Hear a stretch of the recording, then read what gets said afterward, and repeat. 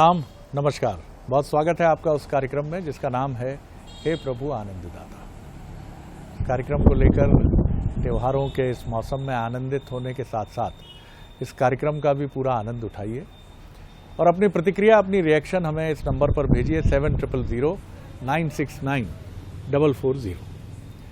आज जिस विषय पर हम बात कर रहे हैं वो बेहद महत्वपूर्ण इस मायने में है कि वो जीवन की दिशा तय करता है। सूरज का 7वां घोड़ा, ये एक उपन्यास है, एक बड़ा चर्चित नाटक भी है और इसे लिखा है धर्मवीर भारती ने, जो साहित्यकार भी रहे और बहुत वरिष्ठ पत्रकार भी रहे। धर्मयुग जैसी पत्रिका जो पुरानी पीढ़ी से वाकिफ़ हैं, जानते हैं और 90 के दशक तक जिन्होंने इस पत्रिका के वैभव को देखा है, उन्हें पता है कि धर्मवीर भारती कौन थे। धर्मवीर भारती का ये उपन्यास एक जगह एक इसका किरदार है माणिक मुल्ला, जो नई पीढ़ी से संवाद करता है। और माणिक मुल्ला एक बड़ा ज़बरदस्त डायलॉग जो उस समय भी बहुत चर्चित था जब ये उपन्यास लिखा गया और आज भी हमेशा कौंधता है स्मृतियों में। माणिक मुल्ला युवाओं से कहता है बातचीत के दौरान कि बड़ा अभागा होता है वो क्षण, गौर से सुनिएगा, बड़ा अभागा होता है वो क्षण जब हमारी आत्मा पवित्रता की रोशनी को देख लेती है। अब देखिए विरोधाभास, अभागा क्षण जब मन पवित्रता की रोशनी को देख लेता है। आगे वो स्पष्ट करते हैं क्योंकि एक बार पवित्रता की रोशनी में स्नान करने के बाद मन गंदगी में गजबजाने के बाद भी, लाख द्वेष राग मोह में उलझने के बाद भी कहता है उसी पवित्रता की तरफ चलो। इसीलिए माणिक मुल्ला कहते हैं बड़ा भागा होता है वो क्षण जब ये मन पवित्रता की रोशनी देख लेता है। इसीलिए बुद्ध उस मार्ग पर चलते हैं, इसीलिए विवेकानंद उस मार्ग पर चलते हैं और इसीलिए संसार में बहुत सारे लोग जो आप और हम जैसे दुनियादार लोगों को मूर्ख प्रतीत होते हैं कि माल कमाने की पोजीशन में बैठा था, गुरु कुछ नहीं कमाया, आज 2 कमरा के मकान में रह रहा है सरकारी, वो भी छोड़ गया है, क्योंकि हम उसको मूर्ख मानते हैं। लेकिन शायद माणिक मुल्ला के शब्दों में बड़ा अभागा होता है वो क्षण जब आत्मा पवित्रता की रोशनी को देख लेती है। मूल्य परक जीवन, वैल्यू बेस्ड लाइफ या मूल्य मीमांसा, मूल्य का जीवन में क्या महत्व है और मूल्य विहीन जो जीवन है वो किस तरफ जाता है।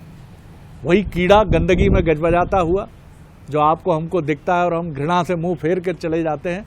मनुष्य के प्रति भी हमारा यही भाव होता है जो मूल्य से हटता है। लेकिन कुछ में मूल्य परखता है, कुछ मध्यम मार्गी है, थोड़ा मूल्य है, थोड़ी व्यवहारिकता है।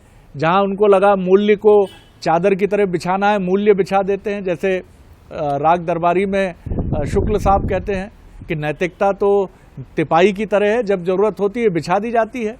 और कुछ लोग रहते हैं जिनका कोई लेना देना नहीं, जिसको आप कह सकते हैं रजोगुण, तमोगुण और सतोगुण।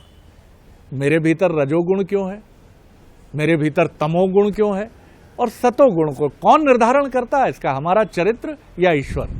कई बड़े प्रश्न हैं, जवाब देंगे हमारे विद्वान वक्ता, भगवत गीता के अध्येता, मानस मर्मज्ञ प्रोफेसर डॉक्टर सुरेंद्र बिहारी गोस्वामी। प्रणाम कर रहा हूँ गोस्वामी। आज शरद जी आप बड़े दार्शनिक मुद्रा में हैं जी, और आज आपने जो है साहित्य से लेकर अध्यात्म से लेकर और विद्वानों के मत को इस रूप में पिरोया है कि आपकी धीर वीर गंभीर प्रारंभ की विवेचना को सुनकर मैं भी चमत्कृत और आनंद में हो गया। मेरे आनंद का विषय इसलिए हो गया कि जब आपने सूर्य का ध्यान किया तो मैंने कहा भाई ये साहित्यकार बहुत अच्छे होते हैं, क्योंकि साहित्यकार की लेखनी उस अनंतता को स्पर्श कर पाती है। मैं उन साहित्यकार का मुझे नाम तो स्मरण हो नहीं पा रहा है, उन्होंने सूर्य को ग्वाला बना दिया, गरड़िया बना दिया सूर्य को। उन्होंने अपनी रचना में लिखा कि सुबह सवेरे होते हुए जैसे प्रारंभ होता है तो बोले वैसे वो किरणों रूपी गायों को लेकर चरवाहा सूर्य निकल कर आता है।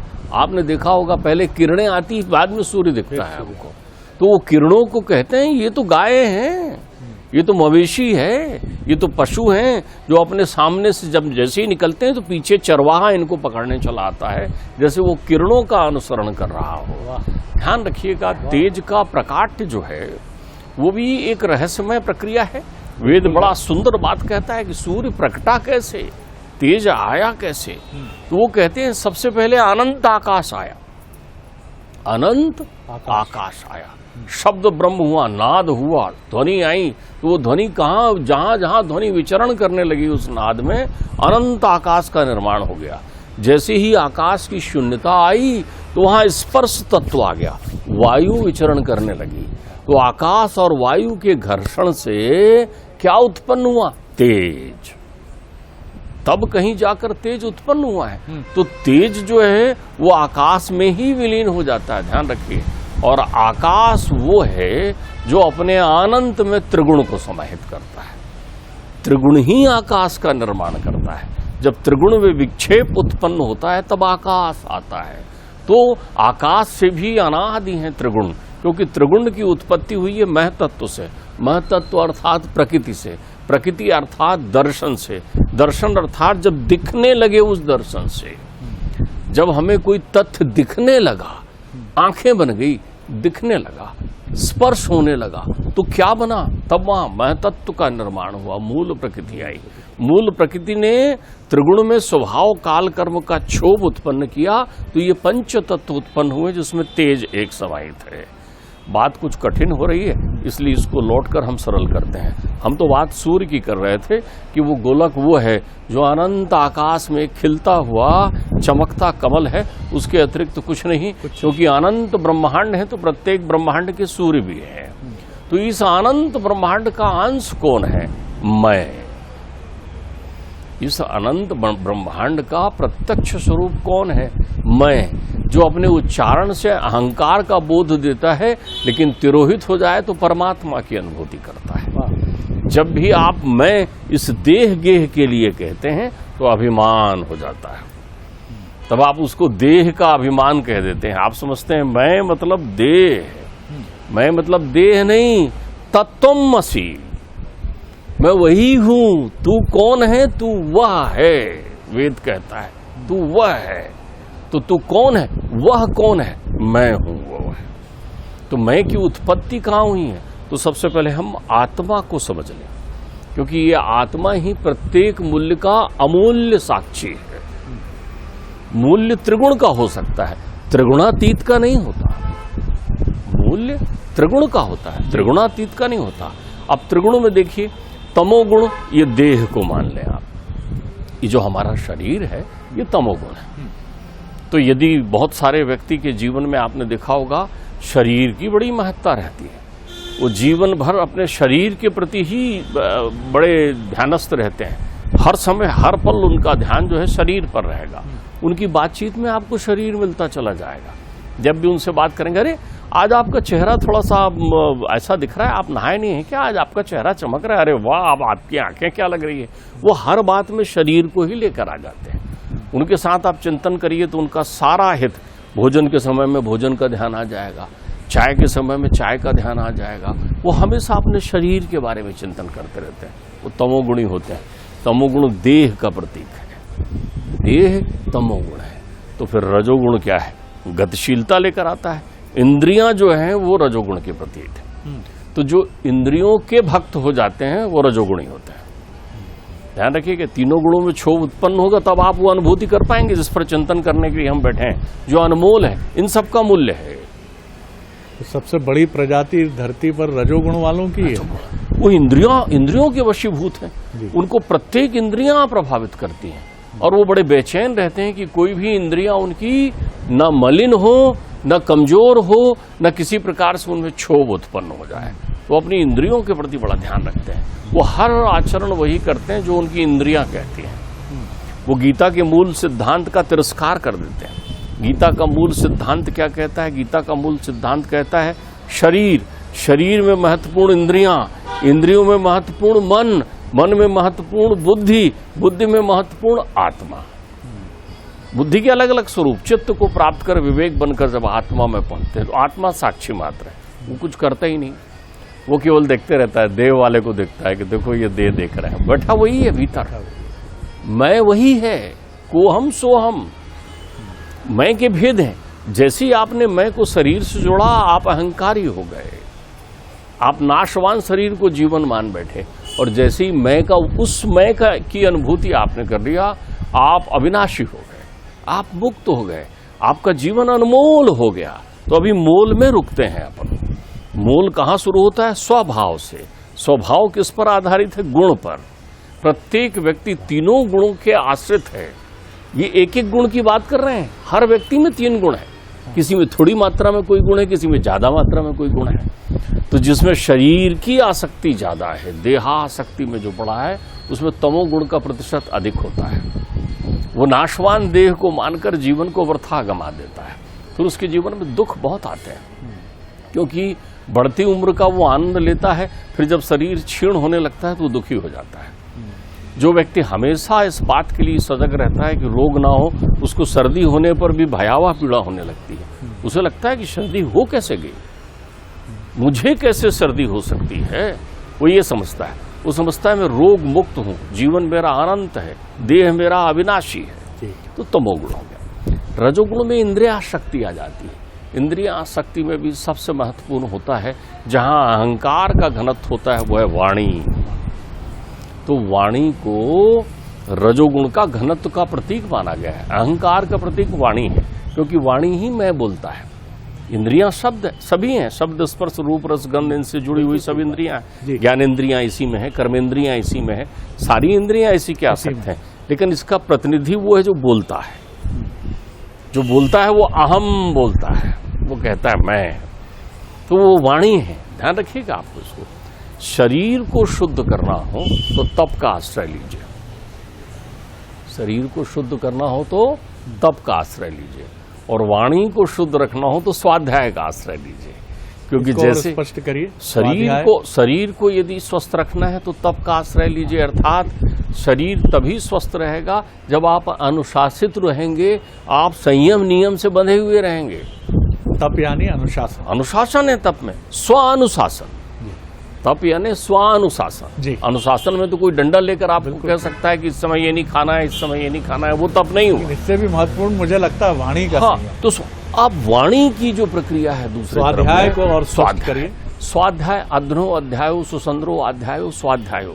जितना आप श्रवण रंध्र का उपयोग करेंगे, जितना आप सत्संग करेंगे, जितना आप आंखों से देखकर अच्छा पढ़ेंगे, सुनेंगे, समझेंगे, उतनी आपकी वाणी धीरे धीरे गंभीर होती चली जाएगी। वाह। तो इसलिए वाणी जरूरी मंत्र है साहब जी। वाणी का जो उपचार है वो स्वाध्याय है। स्वाध्याय में सारी चीजें समाहित हो जाती है। स्वाध्याय का प्रारंभ श्रवण से होता है।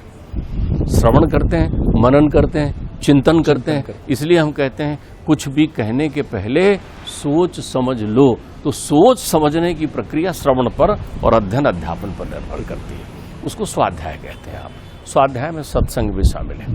तो बहरहाल अब अपन ये चिंतन कर रहे थे कि रजोगुण जो है इंद्रिय आसक्ति प्रदान कर देती है। फिर आता है एक सतोगुण। सतोगुण वो है जो मन का अधिपति होता है। मन की उत्पत्ति सतोगुण के प्रभाव से होती है। सतोगुण का सबसे सुंदरतम प्रतीक बुद्धि है, और सुंदरतम प्रतीक चले जाएं तो चित्त हो जाता है। वो शुद्ध सतोगुण हो जाता है। तो मन और बुद्धि का सामंजस्य सीधा बना हुआ है। मनन करने से ही आप किसी चीज में दृढ़ता प्राप्त करते हैं, बुद्धि आती है। तो मन की निर्मलता, मन को स्वभावतः निर्मल माना गया है। ध्यान रखिएगा, मन वही है जो भाव ग्रहण करता है। भाव वही है जो आत्मानुभूति करवाता है। भाव चित्त चैतन्य में जो है वो भाव का महत्व इसलिए होता है कि यदि आपके जीवन में भावनाओं का अर्थ नहीं है, भावनाओं में ध्यान रखिएगा। आप कहते हैं ना जरा अपनी भावना ठीक करिए, किसी से कहते हैं ना आपके भाव ठीक नहीं है। बाबा तुलसी लिखते हैं ना, भाव कुभाव अनख आलस ही। भाव अभी वहां पर कुभाव को परिवर्तित हो सकती है। भावना शुद्धता का प्रतीक होती है।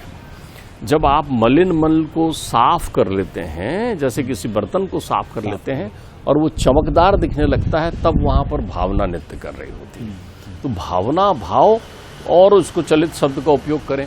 मन का आहार है भक्ति। भक्ति सतोगुण का प्रतीक है। बहुत सारे लोग भक्ति का अर्थ परमात्मा से जोड़ लेते हैं। परमात्मा तो आपके अंदर ही है जिस पर हम चिंतन कर रहे हैं। परमात्मा तो अंदर ही निहित है जिस पर चिंतन कर रहे हैं। तो चूंकि मन विशुद्ध रूप से स्थिति को प्राप्त नहीं कर पाया होता, इसलिए वो पूर्ण सतोगुण स्थिति में नहीं होता, तो बुद्धि निर्मल नहीं हो पाती आपकी। इसलिए बुद्धि के साथ कुबुद्धि शब्द का उपयोग किया जाता है। ध्यान रख लीजिएगा, मेरी बुद्धि बिगड़ गई थी। बिगड़ी बुद्धि नहीं थी, बिगड़ी ये है कि देह गेह ने इंद्रियों को पराधीन किया। इंद्रियों ने जो है मन को जो है मांझने में कंजूसी शुरू कर दी। सतोगुण को जो है वो माया के आच्छादन से ढककर रख लिया, और ढकने से आप यथार्थ से विलुप्त हो गए। आपके अब तक के विश्लेषण से ये तो बिल्कुल संसार में सबसे दुखी व्यक्ति जो हैं वो रजोगुण वाले हैं और तमोगुण वाले हैं। उनको प्रतीत जरूर होता है कि वो बड़ा जीवन का आनंद उठा रहे हैं, लेकिन जो आनंद सतोगुण वाले का है, जो भक्ति का आनंद है। आपने यहाँ एक नया शब्द शुरू कर दिया, वो गुणों में प्रतिस्पर्धा कर दी। सबसे पहले तो आप एक बात समझ लें, गुण प्रतिस्पर्धा से विमुक्त हैं, क्योंकि अगर ये त्रिगुण ना हो तो हमारा शरीर ना हो, हमारा जीवन ना हो, हमारा संसार ना हो। प्रश्न ये है कि जहां भी गुण है वहां सुख और दुख है, चाहे वो तमोगुण हो, चाहे वो रजोगुण हो, चाहे वो सतोगुण हो। इन सारी प्रक्रियाओं में कहीं कम है, कहीं ज्यादा है। तो आप ये मानते हैं कि संसार के निर्माता ने इसको इसी रूप में रखा है कि लीला जो मनुष्य रचता है उसमें इन तीनों गुणों का प्राधान्य अपनी अपनी भूमिका निभाता है। देखिए, एक बात समझिए, चित्त रूपी एक सेतु है, वो संसार रूपी नदी के ऊपर बना हुआ। आहा, बहुत सुंदर बात। चित्त रूपी एक सेतु है, वो संसार रूपी नदी के ऊपर बना हुआ है। उसके दो घाट हैं, एक सुख के, एक दुख के। बीच में ये माया संसार बह रहा है। संसार को श्मशान भी आप कह सकते हैं। ठीक बात है। संसार को श्मशान भी आप कह सकते हैं। क्यों श्मशान कहते हैं? क्योंकि ये तो अविरल बहने वाला है ना। जो जल की धार निकल गई वो चली गई, वो नहीं मिलेगी। बहता हुआ जल चला गया, लेकिन वो मूल स्रोत चलते रहता है। संसार अनवरत चल रहा है मूल नदी की तरह। तो उसमें सेतु कौन है? चित्त चैतन्य, चैतन्य रूपी सेतु बना हुआ है। अब दोनों जगह, कभी आप सुख की तरफ भी जा सकते हैं, कभी आप दुख की तरफ भी जा सकते हैं। ये आपकी अनुभूति का विषय है।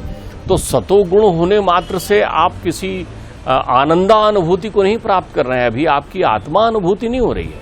इन तीनों गुणों की विशेषता क्या है? आनंदानुभूति त्रिगुणातीत होने पर है। त्रिगुणातीत होने पर है। कितनी सुंदर बात आपने कह दी। जब तक ये तीनों गुण रहेंगे तो वो कम ज्यादा मात्रा में रहेंगे। अब आपने कहा नहीं साहब, मेरे से रजोगुण और तमोगुण तो चला गया, ना मेरी को देहाशक्ति है, ना इंद्रियां मुझे प्रभावित करती है, मेरा बुद्धि जो है स्थित प्रज्ञता को प्राप्त कर रहा है, तो मैं पूर्ण सात्विक हो गया हूं।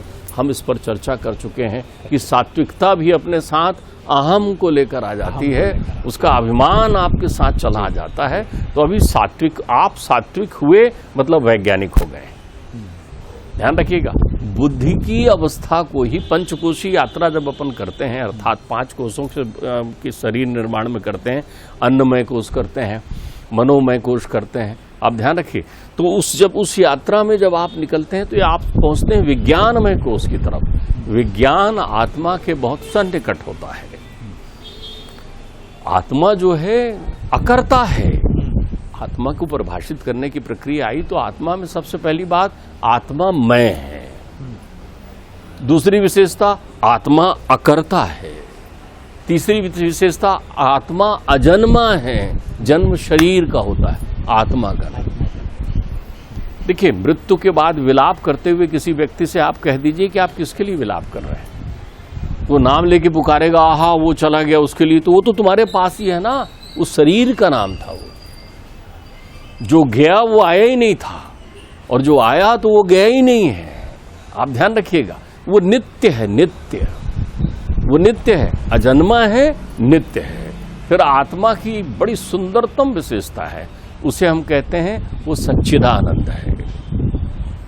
आत्मा सत्य भी है, चित्त भी है और आनंद भी है। चित्त के 2 स्वरूप होते हैं। एक स्वरूप बुद्धि से आच्छादित हो जाता है, इसलिए बहुत सारे व्यक्ति जो हैं सत्य की अनुभूति करने के साथ चित्त की वो शुद्धता नहीं रख पाते।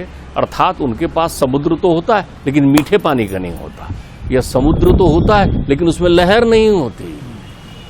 ये सारी प्रक्रियाएं जितनी भी सृष्टि में है, हर वो व्यक्ति अपने तीनों गुणों में जो भावना को रखता है, भावना का पर्याय शुद्ध शब्द ले लीजिए भक्ति को रखता है, अर्थात जिसके प्रत्येक कार्य में करते समय एक निर्मलता होती, एक भावुकता की अनुभूति होती है। और सहज शब्द में बताऊं आपको, मैं अपने शरीर को देख रहा है कि चोट ना लगे, लेकिन दूसरे की चोट लगने को देखकर जिसका दिल दुखता है उसके पास भावना है, उस तमोगुण में भक्ति समाहित है।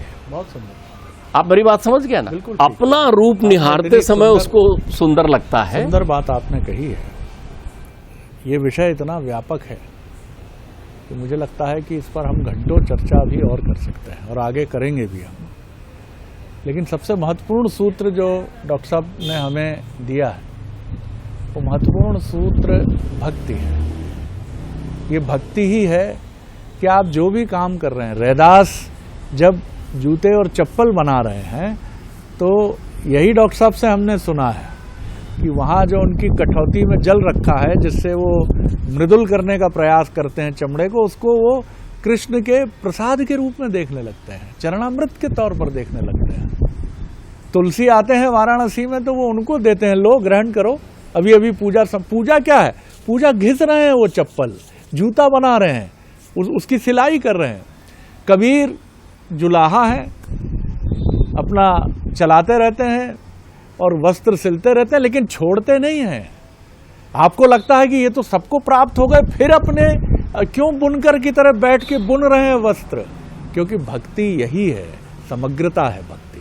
जी, इसमें आप एक बात और समझिए,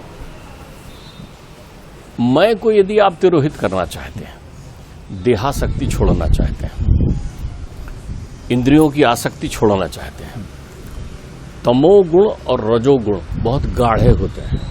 सही बात। तमोगुण और रजोगुण बहुत गाढ़े होते हैं, गाढ़े जैसे कोई गाढ़ा द्रव्य होता है, पतला करिए ना, पानी मिलाते जाइए उसको।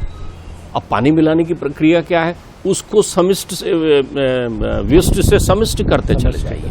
अनंत में जैसे घड़ा है, घड़े को फोड़ दीजिए, घड़े को फोड़ दीजिए। तो घड़े को जैसे ही फोड़ेंगे तो आपसे कोई कहेगा कहाँ गया वो घटाकाश, कहाँ गया? आप कहेंगे वो विहंगम आकाश में मिल गया।